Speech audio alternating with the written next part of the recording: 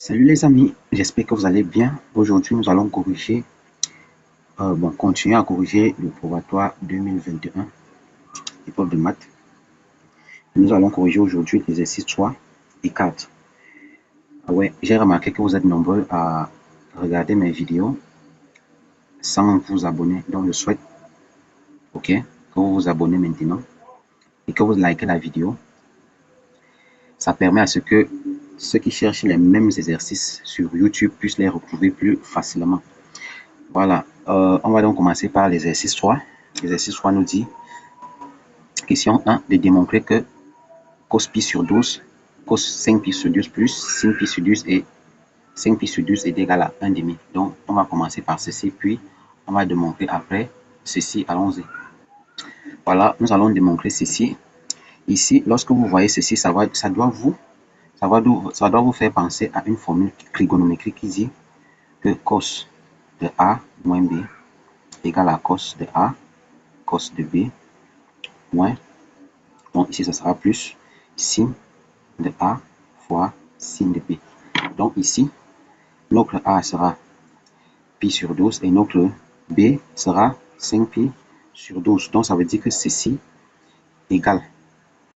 Voilà, donc ça veut dire que ceci égale à quoi? Ceci est égal à, on ouvre la parenthèse, on va mettre cos de A moins B. Donc A ici, on a dit que c'est pi sur 12, donc pi sur 12, moins B. B c'est 5 pi sur 12.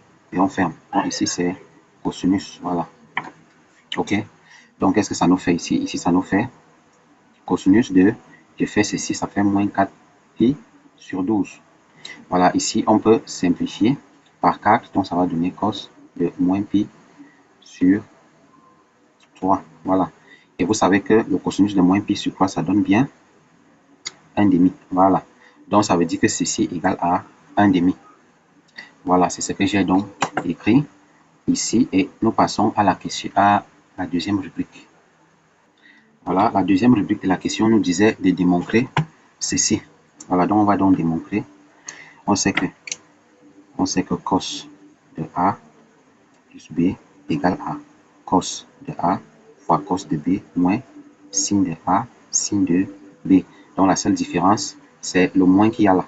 Donc ces formules-ci sont à retenir. Donc c'est ça que j'utilise ici pour pouvoir démontrer que ceci donne 0 et que celui d'en haut donne 1 demi. Donc on va prendre ceci égale à, selon cette formule. Donc selon cette formule, ça va nous donner cos de pi sur 12 plus 5 pi sur 12. Donc ça va nous donner ici cos de 6 pi sur 12. Et cos de 6 pi sur 12 égale à cos de pi sur 2. Voilà. Et vous savez que le cosinus de pi sur 2 donne 0. Donc ça veut dire que ceci est effectivement égal à 0. Voilà, c'est ce que j'ai écrit ici et nous passons à la question suivante. Voilà, la question suivante nous dit de déduire que la valeur exacte de cosinus de pi sur 12 et cosinus de 5 pi sur 12 égale à 1 quart. Donc, on a dit de déduire, donc on va se référer au résultat qu'on a ici. Qu'est-ce qu'on doit faire ici? Pour que les sinus qui sont ici disparaissent, il va falloir qu'on additionne toute cette expression, qu'on additionne ces deux expressions-ci pour que les sinus-ci disparaissent. Donc, c'est ce qu'on va faire maintenant. On va additionner les deux parties. Voilà, on a donc additionné les deux parties. Donc, on a additionné ça avec ceci, comme je l'ai expliqué, par derrière. Donc, ceci égale. Ceci nous a donné 1 demi, donc ça sera 1 demi. Plus, ceci nous a donné 0, donc plus 0. Et 1 demi plus 0, ça donne 1 demi. Voilà, qu'est-ce qui va se passer ici? Il va se passer que plus sinus pi sur 12, sinus 5 pi sur 12. Et ceci, comme ils sont les mêmes, ici il y a plus, ici il y a moins, ça veut dire qu'ils vont tout simplement partir. Donc les deux ici vont partir. Il va rester ça plus ça.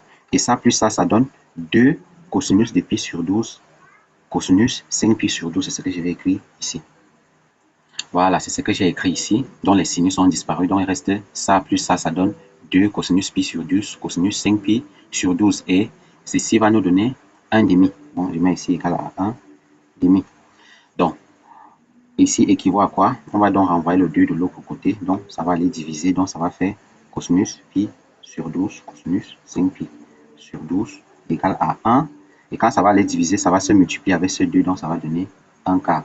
Donc on vient de vous démontrer que ceci égale à 1 quart. Et nous passons à la question suivante. Voilà, la question suivante nous dit de résoudre alors dans 0,2pi l'équation cosinus pi sur 12 cosinus x égale à 1 quart. Allons-y. Voilà, nous allons donc résoudre cette équation et il faut bien regarder ici. Nous avons cos de pi sur 12 et cos de x égale à 1 quart. Ça veut dire quoi? On doit se référer à ce qu'il y a ici en haut parce que ceci nous a donné 1 quart. Ça veut dire que le x ici égale à 5pi sur 12. Donc c'est d'abord la réponse que je vais d'abord mettre ici. Voilà, c'est ce que j'ai écrit ici. Donc cosinus pi sur 12 et cosinus x égale à 1 quart équivaut à x égale à 5pi sur 12 parce qu'il y avait 5pi sur 12 ici, vous pouvez le voir là, voilà, ok. Donc ça équivaut à x égale à 5pi sur 12 et il faut savoir que nous sommes dans un cercle, donc il y a deux valeurs qui vont nous donner le cosinus de 5pi sur 12. Donc il y a cosinus 5pi sur 12 qui va donner une valeur et cosinus d'une autre personne qui va donner cette valeur. Et ici, le x là sera égal à moins 5pi sur 12. Voilà, donc le voici. Maintenant, le problème, c'est qu'on doit mettre les solutions doivent être dans 0, 2pi. Et pour que la solution-ci soit dans 0,2pi, puisque celui-ci est déjà dans 0,2pi, pour qu'on mette celui-ci dans 0,2pi, on va dire que c'est égal à 2pi, n'est-ce pas, moins 5pi sur 12, tout simplement. Donc, ceci est égal aussi à 2pi moins 5pi sur 12. Et quand on fait ce calcul, on trouve 19pi sur 12. Voilà. Donc, ça veut dire que nos valeurs dans 0,2pi, c'est 5pi sur 12 et 19pi sur 12. Donc, on va mettre ça en solution ici. Voilà, voilà ça que j'ai mis ici. Donc, précision importante. Quand on vous donne un intervalle, comme on a donné ici, comme 0,2pi, il faut donner les valeurs qui sont dans 0,2pi. Donc, les valeurs négatives n'existent pas ici. Donc, si vous trouvez une valeur négative, faites plutôt 2pi plus cette valeur négative-là. Ok? Vous faites 2pi moins la valeur là, et puis vous calculez pour vous trouver la valeur dans 0,2pi. Ça, ce sont les valeurs dans moins pi. Ceci, les deux valeurs, ce sont les valeurs dans moins pi. Maintenant, quand on vous demande de résoudre dans R, là, vous allez donner les résultats, puis vous ajoutez 2 kpi. Ok? Vous ajoutez 2 kpi. Ici, je suis dans 0,2pi, donc je ne vais pas ajouter 2 kpi parce qu'on m'a donné un tour, on m'a donné un cercle uniquement. On n'a pas demandé de faire plusieurs tours. Donc, on va seulement faire un tour. Et dans un tour, on trouve uniquement 5pi sur 12 et 19pi sur 12. Donc, on va donc passer à la résolution de l'inéquation. Voilà donc l'inéquation à résoudre. Ici, qu'est-ce qu'on va dire? On va tout simplement transformer d'une autre façon. On va dire cosinus de x est supérieur à cosinus de 5pi sur 12. Voilà, ça veut dire quoi? Ça veut dire que x égale à 5pi est supérieur à 5pi sur 12 ou x est supérieur à 19pi sur 12. Voilà. Voilà donc les valeurs qu'on doit trouver. Maintenant, je rentre dans mon cercle trigonométrique. Voilà. Je suis dans mon cercle trigonométrique. Et là, je vais poser mon 5pi sur 12 au hasard. Donc, je vais poser 5pi sur 12 là. Voilà. Donc, si je pose mon 5pi sur 12 là, ça veut dire quoi? Ça veut dire que de l'autre côté ici, il y a mon 19pi sur 12. Voilà. Maintenant que j'ai dit ça, il faut savoir qu'ils ont une même valeur ici. Maintenant, on dit x supérieur à 19pi sur 12. Ça veut dire que ces valeurs-là sont ici. Donc, les valeurs x 5pi sur 12 supérieures à 5pi sur 12 et les valeurs x supérieures à 19pi sur 12, ces valeurs-là sont ici. Donc, ça veut dire que les valeurs-ci sont des valeurs supérieures à pi sur 12. Voilà, comme on doit quitter de 0 à 2pi, donc 0 est ici, on fait le tour, puis on arrive à 2pi. Donc, c'est exactement ça qu'on va faire maintenant. Donc, pour avoir mes valeurs, les valeurs qui sont ici, je dois quitter de 0. Je quitte de 0 jusqu'à 5pi sur 12. Donc, je copie cet intervalle-là. Comme c'est strictement, donc on va exclure 5pi sur 12. Donc, j'aurai S égale à, je quitte de 0, parce que nous sommes dans 0, 2pi. Donc, je quitte de 0. Voilà, ici, le 0 est inclus d'après notre intervalle. Donc, on va mettre ici 0, point virgule, puis on quitte d'ici jusqu'à là, ok? C'est ça qui va donner les valeurs qui sont ici. Voilà, donc de 0 à 5 pi sur 12, voilà, on exclut, puisque c'est strictement. On va faire union, donc on va traverser tout ceci, parce que tous les valeurs qui sont ici vont donner les valeurs qui sont là. Et nous, on ne veut pas ceux qui sont inférieurs, on veut ceux qui sont supérieurs. Donc, on va faire le tour, ok? On va faire le tour, puis on arrive ici. Donc, à partir de cette valeur, on commence à trouver les valeurs qui sont ici. Voilà. Donc, ça veut dire que c'est union 19 pi sur 12 jusqu'à 2 pi. Voilà. Donc, 2 pi est exclu, donc on exclut 2 pi. On exclut 19 pi sur 12 parce que nous sommes supérieurs strictement. Voilà donc les valeurs, voilà donc les solutions de notre inéquation. Donc, ce que je vous conseille ici, c'est soit vous faites le tableau de signes, ok, soit vous faites un croquis et vous assurez la partie qu'il faut, qui est solution de notre inéquation, parce que la solution, c'est ici. Donc, on va passer à l'exercice suivant. Voilà, l'exercice suivant va porter sur les statistiques. Et ça ne sera pas difficile, ça ne sera pas long. Donc, on va aller très doucement pour les gens qui ne connaissent pas. Ici, c'est le site de téléchargement de l'épreuve. Donc, pour ceux qui n'ont pas l'épreuve, ils peuvent taper ce site et partir chercher l'épreuve et travailler avec moi ensemble. Parce que c'est mieux de travailler avec moi ensemble pour que vous puissiez retenir tout ce qu'on fait. Donc, on va commencer par la première question. Je vais dire première question. On nous demande de déterminer le poids moyen des lapins. Allons-y. Voilà. Donc, pour déterminer le poids moyen des lapins, qu'est-ce qu'il me faut? Il me faut les modalités et les effectifs. Voilà. Ici, les modalités sont en classe. Et quand on avait dit que quand les modalités sont en classe comme ça, on doit chercher les centres de ces classes-là. Et pour chercher le centre d'une classe, on fait la borne inférieure plus la borne supérieure divisée par 2. C'est exactement ça qu'on va faire ici. Voilà, c'est ce que j'ai fait ici. Donc, j'ai écrit ici les centres des classes. Il suffit de faire 0 plus 1 divisé par 2, 2 plus 1 divisé par 3, divisé par 2, ainsi de suite. Et vous allez trouver ces centres-là. Et on va donc faire ceci fois ceci, plus ceci fois ceci, plus ceci fois ceci, plus ceci fois ceci, divisé par l'effectif total que je vais noter ici. Voilà, c'est le total là que j'ai mis là. Donc, on va faire modalité, la somme des modalités fois effectif divisé par le total. Voilà, allons-y. Voilà, c'est la moyenne là que j'ai écrit ici. Donc, le poids moyen que j'ai noté PM, voilà. Ça que j'ai écrit ici. Donc, ici, après calcul, nous pouvons ici 95 sur 50. 95 sur 50. Après calcul, nous trouvons 1,9. Voilà. Qu'est-ce que ça veut dire? Ça veut dire que le poids moyen des lapins est de 1,9 kg. Et nous passons à la question suivante. Voilà, voilà donc le poids moyen des lapins. La question suivante nous dit de construire le polygone, le polygone des effectifs cumulés croissants. Voilà. Donc, on dit de construire la courbe cumulative décroissante. Voilà, allons-y. Voilà, c'est dans ce graphique que nous allons classer ce polygone-là. Mais avant de classer le polygone, on doit d'abord trouver les effectifs cumulés. Voilà. Donc, ici, on a demandé les effectifs cumulés décroissants. Donc, ici, on va mettre les effectifs cumulés décroissants.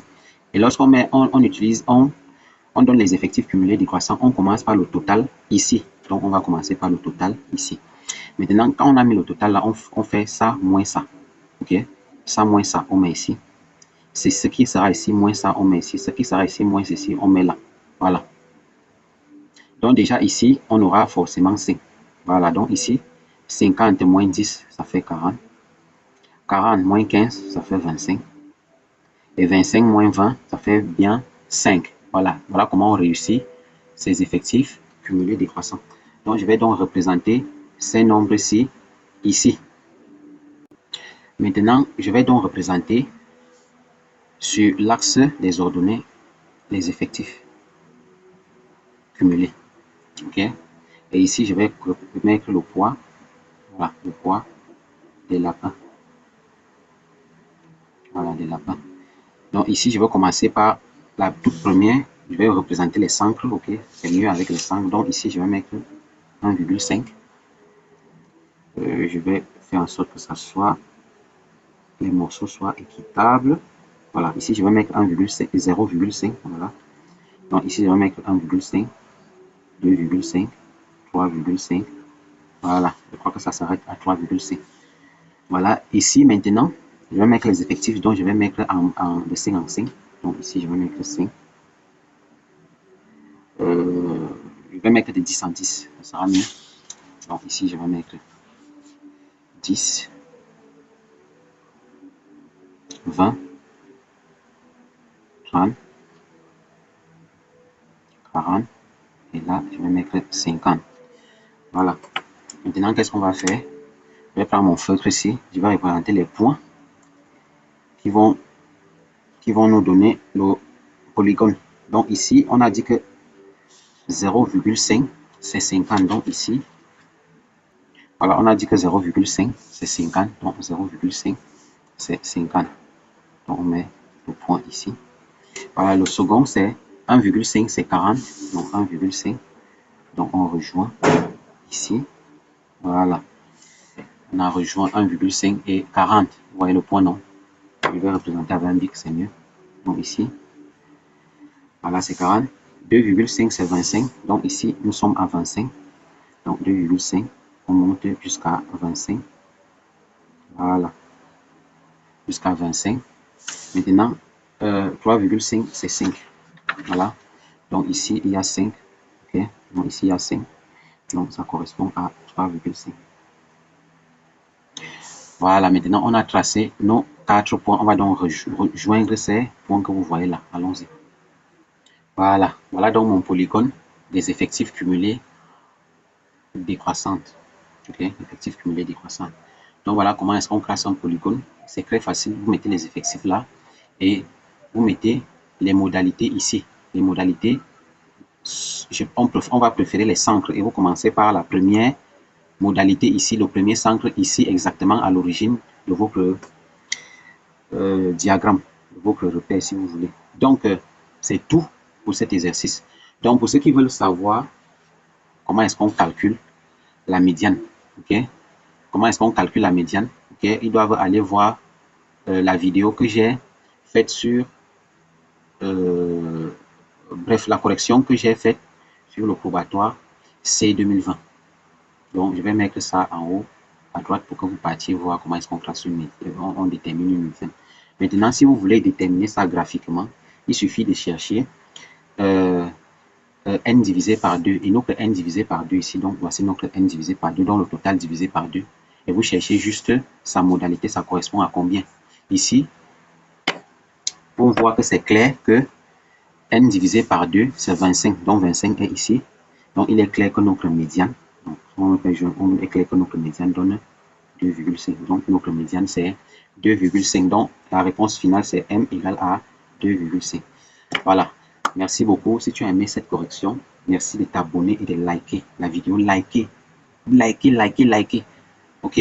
Pour que les autres puissent aussi venir voir les corrections que je vous offre gratuitement. Donc, moi, je vous dis à très bientôt pour les autres corrections.